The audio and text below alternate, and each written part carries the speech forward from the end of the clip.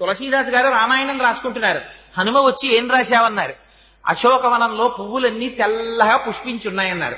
నీ మొహం ఎర్రగా ఉన్నాయన్నారు హనుమ. అంటే కాదు స్వామి, నేను మానసికంగా దర్శనం చేశాను, అశోకవనంలో చెట్లకి తెల్లటి పువ్వులు ఉన్నాయన్నారు తులసీదాస్ గారు. కాదు, పువ్వులన్నీ ఎరుపు అన్నారు హనుమ. అంటే నేనా సుందరకాండలో వెళ్లి చూసొచ్చిన వాడివి నువ్వా, నేను చెప్పినట్టు రాయి పువ్వులు ఎరుపని మార్చన్నారు. అంటే తులసీదాస్ గారు, అమ్మ బాబోయ్ ఇంతో మనం ఎక్కడ వాదిస్తాం, ప్రత్యక్ష సాక్షినంటాడు అని రామచంద్రమూర్తిని ధ్యానం చేశారు. రామచంద్రమూర్తి ప్రత్యక్షమయ్యారు.